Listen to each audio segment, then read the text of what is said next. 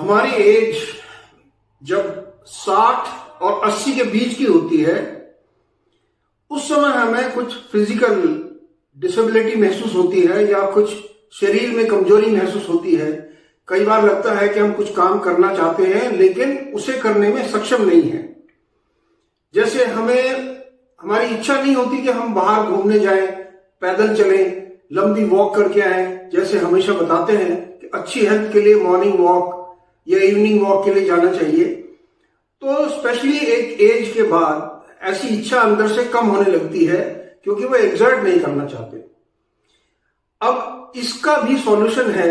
ऐसा नहीं है कि ये अगर कोई वॉक नहीं कर रहा है तो उसकी सेहत अच्छी नहीं रहेगी। अच्छी खबर यह है कि इसके अलावा बहुत सी ऐसी चीजें हैं जो मैं आपको इस वीडियो में दिखाऊंगा और बताऊंगा। वीडियो के अंत तक आप बने रहें। और खास तौर से जो लास्ट की 2 चीजें मैं बताने जा रहा हूं वो इतनी इंपॉर्टेंट है कि वो आपको जो एज रेस्ट्रिक्शंस की वजह से हम मूवमेंट नहीं कर पाते, सपोज बिस्तर से ही उठना है तो हमें किसी के सहारे की जरूरत पड़ती है या बहुत मुश्किल से उठ पाते हैं, या सडनली चेयर से उठ करके हमें चलना हो तो कष्ट होता है। कई बार हाथ पैर घुटनों पर हाथ रख के उठना पड़ता है, या चेयर का सहारा भी लेने लगे, चेयर एक साइड में पलट जाए, चोट लगने का डर रहता है, या कई बार बाथरूम में ऐसा होता है कि हम गिर जाते हैं। इन सभी समस्याओं से छुटकारा पाना बहुत आसान है और आप अपने जीवन दिनचर्या जो है उसमें छोटे छोटे बदलाव यदि आप करते हैं, धीरे धीरे, आपको जिम जाने की जरूरत नहीं है, आपको अचानक कुछ नया करने की या बहुत मजबूत करने की जरूरत नहीं है। छोटा सा बदलाव आपके जीवन को, जो लंबी उम्र है उसको सुखी और उम्र को बहुत ही अच्छी बना देगा। आप खुश रहेंगे। इस वीडियो में मैं आपसे 5 ऐसी चीजें शेयर करूंगा जो आपके लिए मिरेकल साबित होने वाली हैं। क्योंकि जब हम ओल्ड एज में होते हैं 2-3 चीजें बड़ी कॉमन होती हैं। जैसे मसल में क्रैम्प पड़ जाना, उसमें बहुत दर्द होता है, आदमी उठ नहीं पाता, चल नहीं पाता, अचानक गिर जाना, और कई लोग अगर ऊपर वाले की दुआ से ऐसे सब ठीक ठाक है तो वो चलने फिरने में या तो सक्षम नहीं होते या उन्हें किसी के सहारे की जरूरत होती है। सहारा आज की तारीख में इतना मुश्किल वर्ड लगता है क्योंकि आपके बच्चे सभी जॉब में हैं या अपना काम कर रहे हैं, बिजनेस में हैं, जो भी वो कर रहे हैं, वो आपको पुराने समय के जैसे ज्वाइंट फैमिली में पूरा टाइम बच्चे दे सकते थे, अभी वो आपको नहीं दे पाएंगे। और यदि आपके सहारे के लिए कोई नहीं है और आप खुद इंडिपेंडेंट नहीं है, यानी उठ करके बाथरूम तक नहीं जा सकते, किचन तक नहीं जा सकते पानी लेने, तो आप इंडिपेंडेंट नहीं है, आपको सहारे की जरूरत है और सहारा अवेलेबल नहीं है। अवेलेबल होता है तो किसी को रखना पड़ेगा आपकी सेवा के लिए, जो कि बहुत ही कॉस्टली भी होता है और उनका कोई डेडिकेशन की गारंटी भी नहीं होती है। इसलिए अपने आप को लास्ट डे ऑफ लाइफ तक एक्टिव रखने के लिए, इंडिपेंडेंट रखने के लिए ये 5 चीजें मैं आपको बताने जा रहा हूं, जिससे कि आपकी जीवन सुखद, लंबा और एनर्जीवान होगा। सबसे पहली और सबसे इंपॉर्टेंट चीज होती है, एक एज के बाद आपको भरपूर नींद लेनी चाहिए। सोना कम से कम 8 घंटे। जो बुजुर्ग हैं वो 10 घंटे तक भी सो सकते हैं, जिस तरह बच्चे ज्यादा सो सकते हैं, 8 से 10 घंटे, 8 घंटे तो मिनिमम है। और नींद भी ऐसी जिसमें डिस्टरबेंस कम से कम हो, रात को 3-4 बार उठना ना पड़े, ऐसी नींद। जब आप ऐसी नींद लेते हैं तो आपके अंदर जो इंप्रूवमेंट होता है या जो आपको फायदा मिलता है वो है, सबसे पहले तो आपकी बॉडी रिपेयर होती है। जब आप सो रहे होते हैं आपका जो बॉडी मेटाबॉलिज्म है वो अच्छा बनने लगता है, आपको मन की शांति मिलती है। आपने देखा होगा कई बुजुर्ग अगर उनकी नींद पूरी नहीं होती तो चिड़चिड़ापन रहता है या कई चीजों को भूलने की बहुत जल्दी आदत हो जाती है। उन्हें कुछ भी बताओ वो 2 सेकंड में भूल जाते हैं, नाम भूल जाएंगे, शक्लें भूल जाते हैं। ये भी एक प्रॉब्लम है। एक एंजाइटी बनी रहती है, यानी आदमी को बेचैनी रहती है अंदर से अगर नींद पूरी नहीं है। लेकिन यदि नींद आपकी पूरी है तो आप शांत मन से अपना दिन अच्छा व्यतीत कर सकते हैं, अगले दिन के लिए आपको अच्छे से तैयार कर सकते हैं और अपना जीवन ज्यादा सुखमय बना सकते हैं। नींद को अच्छा बनाने के लिए आपके बेडरूम के अंदर सबसे पहले तो सोने से पहले आपको अपने मोबाइल, लैपटॉप और टीवी ये सब बंद कर देने चाहिए, कम से कम आधा घंटा पहले। क्योंकि जब आप स्क्रीन देखते देखते सोते हैं तो वो भी एक टेंशन का कारण बनती है और आपकी जो नींद है वो डिस्टर्ब होती है। अब लाइट जो है कमरे के अंदर बिल्कुल अंधेरा करके ना सोएं, बहुत हल्की सी लाइट जरूर रखें ताकि अचानक आपको उठना पड़े या आपको ये लगे कि पता नहीं मैं अंधेरे में कहां हूं, गलत डायरेक्शन में आप चले जाएं। फिर भी थोड़ी सी लाइट आपके कमरे में होनी बहुत जरूरी होती है। तीसरा, सोने से पहले डीप ब्रीदिंग यानी लंबे सांस, करीबन 5 मिनट तक लंबे सांस आप लेते रहें। उससे क्या होगा कि आपका जो बॉडी स्ट्रेच है वो अच्छा बनेगा, ऑक्सीजन लेवल अंदर अच्छा बन जाएगा और जो आपका जो बॉडी मेटाबॉलिज्म है वो अच्छे से काम करने लगेगा, ब्लड सर्कुलेशन अच्छा होने लगेगा।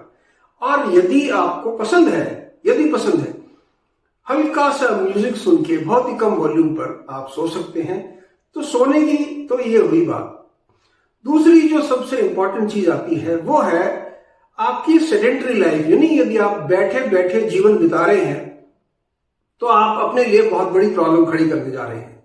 कई लोगों की हैबिट होती है रिटायरमेंट के बाद 70 साल 80 साल के बाद वो केवल बैठे रहते हैं, बैठ करके टीवी देखते रहेंगे, खाना बैठ करके ही खाएंगे, कहीं जाना है तो थोड़ा बहुत चले और फिर जाकर के बैठ गए, जहां भी मौका मिला वहां जाकर के बैठे रहे। यदि आप दिन का 70 से 80% टाइम सिर्फ बैठ करके या लेट करके गुजारते हैं तो आप बहुत बड़ी प्रॉब्लम में फंसने जा रहे हैं। इसका सिंपल फार्मूला है कि लगातार नहीं बैठना चाहिए। जब आपको थकान महसूस हो डेफिनेटली आप बैठिए, आधा घंटा बैठिए, आधे घंटे के बाद उठिए, अपने आप को मूव कीजिए, स्ट्रेच कर सकते हैं। इस तरह से आप अपनी बॉडी को स्ट्रेच करें, ऊपर हाथों को स्ट्रेच करें या नीचे की तरफ कंधों को स्ट्रेच करें, किसी भी तरह से बॉडी मूवमेंट इस तरह से आप कर सकते हैं तो आपको एक एनर्जी भी वापस मिलेगी और आपकी जो सेडेंटरी यानी जो शिथिल लाइफ है वो खत्म हो जाएगी। छोटी छोटी चीजें आप बैठना अवॉइड करने के लिए कर सकते हैं। यदि फॉर एग्जाम्पल आपने पानी लेने जाना है, किसी को आवाज ना लगाए, आप उठिए, किचन में जाइए, अपना पानी पीजिए, अपना ग्लास उस जगह पर रख दीजिए जहां वॉशिंग होनी है और वापस आकर के आप 10 मिनट बैठ जाइए। यदि आप कई बार होता है आपको टीवी देखने का शौक है तो टीवी यदि हम बैठ करके इस तरह से देख रहे हैं तो आपकी जो बॉडी है वो शिथिल हो जाती है, मसल क्रैम्प जल्दी बनेंगे, बॉडी में ब्लड सर्कुलेशन धीरे होगा और आप एक लेथार्जिक एटीट्यूड के अंदर जाते जाएंगे। इसका लंबे समय के बाद बहुत बड़ा नुकसान होता है। टीवी भी देखना हो, यदि आपको बहुत समय नहीं बैठना है तो उसका सिंपल तरीका है कि आप चेयर पर यूं हाथ रख करके खड़े हो जाइए, थोड़ी देर टीवी देखते रहिए, आपको लगे थकान हो रही है थोड़ी देर बैठ जाइए, फिर थोड़ा सा चल फिर लीजिए, आकर के वापस टीवी देख लीजिए या कुछ और कर लीजिए। छोटी छोटी चीजें हैं जो आपको मूवमेंट में डाल सकती हैं। यदि ऐसा कुछ नहीं है तो आप अपने घर के छोटे छोटे काम, अपने कपड़े तय करके रख दीजिए, अपना बेड ठीक कर दीजिए, घर के अंदर दाएं बाएं कोई चीजें पड़ी हुई है उन्हें ठीक कर दीजिए। ये आपकी बॉडी को एक्टिविटी देगी। इसमें आपको बहुत ज्यादा कोई मेहनत करने की जरूरत नहीं है, वॉकिंग या रनिंग के लिए जाने की जरूरत नहीं है, जिम जाने की जरूरत नहीं है। ये सब काम आप अपने लिए पैदा कर सकते हैं। अपने जो खुद के कपड़े हैं उन्हें ठीक से हैंगर में टांग दीजिए, ये भी आपके लिए एक एक्टिविटी है। एक एज के बाद ये छोटी छोटी जो एक्टिविटी है ये बॉडी को चुस्त दुरुस्त रखेंगी और बॉडी को रिपेयर करती रहेंगी। जो आपकी मसल्स हैं वो मसल पावर कहीं से नहीं आएगी एक एज के बाद, लेकिन आपकी जो मसल्स है वो क्रैम्प यानी उनमें दर्द होने से बचेगा, स्टिफ नहीं होंगी, जो अकड़ जाती हैं मसल्स बुढ़ापे में वो थोड़ी नरम रहेंगी और आपको कंफर्टेबल महसूस होगा। इन चीजों को करते रहने से आपकी जो सेडेंटरी लाइफ है यानी खाली खाली बैठे रहने की जो लाइफ है उससे आप बचे रहेंगे। तीसरा जो इंपॉर्टेंट फैक्टर आता है वो है धूप लेना, क्योंकि विटामिन डी एक एज के बाद 70-80 साल के आसपास जाकर के आपकी बॉडी के अंदर जो विटामिन डी पैदा होती है, जो आपकी बोन्स को मजबूत करती है, उसकी कमी होने लगती है। इसीलिए बहुत से बुजुर्ग में आप देखा होगा कि जरा सा झटका लगा उनकी कोई हड्डी टूट जाएगी, थोड़ा सा वो गिर गए बैकबोन में फ्रैक्चर आ गया या हिप जॉइंट में फ्रैक्चर आ गया। ये इसलिए होता है क्योंकि आपकी जो विटामिन डी लेवल है बॉडी के अंदर कम हो गया है। और अगर विटामिन डी लेवल कम है तो वो सिर्फ टेबलेट खाने से पूरा नहीं होगा, आपको नेचुरल विटामिन डी लेना पड़ेगा और जो आपको फ्रीली सूरज की रोशनी में अवेलेबल है।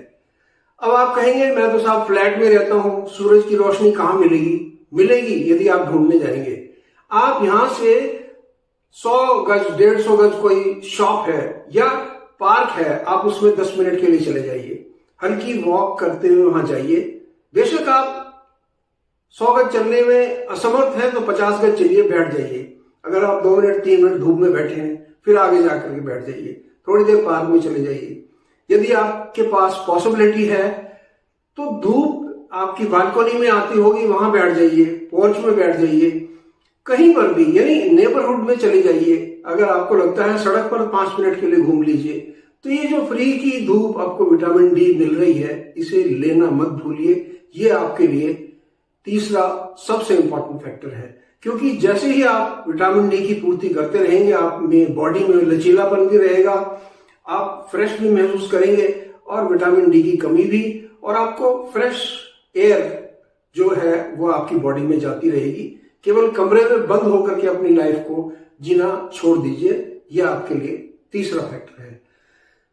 चौथा जो बहुत ही इंपॉर्टेंट फैक्टर मैं आपको बताने जा रहा हूं वो है, जब भी हम कहते हैं हमारी जो बॉडी शिथिल होने लगती है, जिसे कहते हैं ना कि आदमी का जीवन नीचे से ऊपर की तरफ समाप्त होता है, यानी हमारी जो जिसे कहते हैं डेथ हमारी लेग्स में आनी शुरू होती है और ऊपर तक आती है। यदि आपके पैर खराब होने लगे हैं, आपके घुटने दर्द करने लगे हैं, आपको जॉइंट पेन होने लगा है, तो आपको सतर्क होने की जरूरत है। अपने पैरों की एक्सरसाइज करना बहुत जरूरी है। एक तो जैसे मैंने कहा कि कुछ कुछ समय के बाद खड़े रहिए तो आपके पैरों की एक्सरसाइज ऑटोमेटिक हो जाएगी। यदि आपके पास ऑप्शन है तो लिफ्ट का यूज ना करके 1-2 जो फ्लोर है वो सीढ़ी से जाइए आप, उससे भी आपकी लेग मसल्स को थोड़ी एक्सरसाइज मिलेगी। मैं ये नहीं कह रहा हूं कि आप 20 स्टोरी तक लिफ्ट ना यूज करें और सीढ़ी यूज करें। 1-2 अगर फ्लोर आप यूज करेंगे सीढ़ियों का तो आपकी लेग मसल्स को डेफिनेटली छोटा छोटा इंप्रूवमेंट डेली मिलता रहेगा। जब आप बिस्तर पर भी बैठे हैं या आप चेयर पर बैठे हैं, अपनी लेग को यूं स्ट्रेच कर लीजिए। स्ट्रेच करने के बाद जो आगे का पंजा है उसको इस तरह से मूव कीजिए, रोटेशन में मूव कीजिए, दाएं बाएं वापस मूव कीजिए। इस तरह से जब आप अपने बॉडी को और अपनी लेग्स को मूव करेंगे, उनके अंदर लचीलापन भी आएगा, आपकी जो मसल्स हैं वो मजबूत भी होती जाएंगी। इसी तरह से आप पैरों का जो सर्कुलर मूवमेंट है वो इस प्रकार से कीजिए, दोनों पैरों का एक एक करके। हाथों का भी आप कर सकते हैं, हाथों के अंदर भी आपके लचीलापन बना रहेगा। यही एक्सरसाइज आपके हाथों के लिए, यही एक्सरसाइज आपकी गर्दन, आईज सब के लिए लागू है। आपकी वेस्ट धीरे से यूं टर्न कीजिए, वापस टर्न कीजिए। बहुत जल्दी जल्दी और झटका देके काम करने की जरूरत नहीं है। एक एज के बाद बिल्कुल शांति से हर चीज होनी चाहिए। तो ये जब आप लेग मसल्स को मूव करेंगे, कई बार आप थोड़ा सा यूं झुक जाइए, फिर धीरे से खड़े हो जाइए। मैं उठक बैठक लगाने के लिए नहीं कह रहा हूं, बहुत छोटा, जिसे उठक बैठक का 1/10 थोड़ा सा यूं कर लीजिए, वापस आ जाइए। इसी से जो आपकी लेग मसल्स है वो एक्टिव रहेगी और आपकी जो प्रॉब्लम है घुटनों में दर्द की, चलने में दिक्कत की, ये सब आपसे दूर रहेंगी। और सबसे बड़ी बात, आप इंडिपेंडेंट रहेंगे, यानी खुद उठ करके अपने बाथरूम जा सकते हैं, खुद उठ करके अपने काम कर सकते हैं, किचन में जा सकते हैं, छोटे मोटे काम अपने आप कर सकते हैं, गार्डन तक जा सकते हैं। अगर आपको शौक है तो छोटी मोटी गार्डनिंग कर सकते हैं। गार्डनिंग करते समय भी या किसी भी काम को करते समय आपको बहुत ज्यादा झुकने की जरूरत नहीं है, क्योंकि ज्यादा झुकने से कई बार हमारा एक एज के बाद बीपी बढ़ने लगता है। इसलिए यदि आप गमलों में भी कोई काम कर रहे हैं गार्डन में, तो छोटे स्टूल या चेयर पर बैठ जाइए और अपना धीरे धीरे काम करता रहिए, उससे भी आपको कंफर्टेबल महसूस होगा। तो ये चौथा आपका फैक्टर है। पांचवा जो सबसे इंपॉर्टेंट मैं बताना चाहता हूं वो ये है कि आपको योगा और मेडिटेशन। अब आप कहेंगे कि साहब मेरा तो मन ही नहीं करता है योगा मेडिटेशन का। पहले तो मैं योगा मेडिटेशन का आपको बेनिफिट बता देता हूं। आपको बैलेंस बनाता है, मेंटल स्टेबिलिटी देता है, पीस ऑफ माइंड देता है, यानी मन की शांति और दिमाग की शांति आपको प्रदान करता है। ये जो भटकाव रहता है हमारे अंदर उसको दूर करता है। योगा हमारी जो बॉडी मसल्स हैं, बॉडी जॉइंट्स हैं, हमारे नी जॉइंट्स हैं, पैरों की उंगलियां हैं, उन सबको मूवमेंट करने की वजह से, वेरियस एक्सरसाइज करने की वजह से हमारी चेस्ट, हमारा ब्रीदिंग प्रॉब्लम, हमारे जो श्वास नली है या डाइजेस्टिव सिस्टम है, सबको सपोर्ट करता है योगा। लाइट योगा एक्सरसाइज, बहुत ज्यादा स्ट्रॉन्ग या स्टिफ होने की आपको जरूरत नहीं है। अगर आपको लगता है कि आप योगा केवल 10 मिनट कर सकते हैं तो केवल 10 मिनट कीजिए। सेलेक्टिव एक्सरसाइज जो आपकी एज के लिए है, यानी हाथों की, उंगलियों की, पैरों के पंजे की, साइकिलिंग मूवमेंट धीरे धीरे पैरों का, हाथों का, ये जो योगा एक्सरसाइज है, और मेडिटेशन, यदि शांति से कुछ समय बैठ सकते हैं। सबसे बड़ा फायदा योगा करने का है कि आपको कोई बहुत बड़ा इक्विपमेंट लाने की जरूरत नहीं है, कहीं जिम जाने की जरूरत नहीं है। अपने कमरे में शांति की एक जगह ढूंढिए, आराम से आलती पालती मार करके बैठ जाइए, आपकी योगा एक्सरसाइज पूरी हो जाएगी। ये योगा का बहुत बड़ा फैक्टर है और बहुत बड़ा फायदा है। अब आपको लगता है कि साहब मैं इतना रेगुलर नहीं हो सकता, मेरे बस की नहीं है कि मैं डेली उठ करके ये करूं, कभी योगा करने जाऊं, कभी धूप में जाऊं, कभी ये करूं। छोड़ दीजिए सारी चीजें। जो मैंने 5 चीजें बताई हैं, यदि आपको अच्छी लगी हैं, आप मेरे चैनल पर नए हैं तो चैनल को सब्सक्राइब, वीडियो को लाइक शेयर करना ना भूलें। अब मैं आपको बताता हूं last but not the least, क्योंकि अपने लिए तो आपको कुछ ना कुछ करना ही पड़ेगा। अगर आपको कुछ भी ये रूटीन फॉलो नहीं करना है, मत कीजिए। सिंपल काम कीजिए। जब भी आपको अंदर से फीलिंग आए कि चलो मैं उठ के थोड़ा चलता हूं, बाथरूम तक चला जाता हूं, किसी छोटे बच्चे के साथ, आपके ग्रैंड चिल्ड्रन हो या आस पड़ोस में कोई हो, उनके पास मिल आता हूं, जरूर जाइए, ये मूवमेंट रखिए। आज एक बर्तन ही धो देता हूं, मेरा ग्लास गंदा पड़ा है, मैं अपने आप धो देता हूं। आप ये एक्टिविटी कर लीजिए। अपने जो बेड की चादर है उसे झाड़ करके दोबारा बिछा दीजिए। ये भी अगर आप करते हैं तो भी आप सेडेंटरी लाइफ से बचे रहेंगे। और अगर आप ये भी नहीं कर सकते तो बहुत बड़ा क्वेश्चन मार्क है, जिसके बारे में मैं आपसे बात नहीं करना चाहूंगा। ये सब प्रॉब्लम आप खुद सॉल्व कर सकते हैं और आपको फायदा नंबर 1, आप बाथरूम में खड़े खड़े गिरेंगे नहीं। गिरने की बहुत बड़ी प्रॉब्लम होती है बुजुर्गों के अंदर। आप स्लिप नहीं होंगे, आप किसी का सहारा नहीं लेंगे, क्योंकि बिना हेल्प के बाथरूम जाना ये भी एक अचीवमेंट है 80 साल की उम्र के बाद। इसलिए इन चीजों को फॉलो कीजिए। वीडियो अच्छी लगी हो तो अपने कमेंट बॉक्स में अपने कमेंट जरूर दीजिए। इसी प्रकार की और वीडियो देखने के लिए मेरे चैनल से जुड़े रहें। मैं उम्मीद करता हूं कि आप हेल्दी रहें एक एज के बाद और खुश रहें। आपका जीवन लास्ट डे ऑफ लाइफ तक एक्टिव रहना चाहिए। मैं इस वीडियो में यही मैसेज देना चाहता हूं। Take care.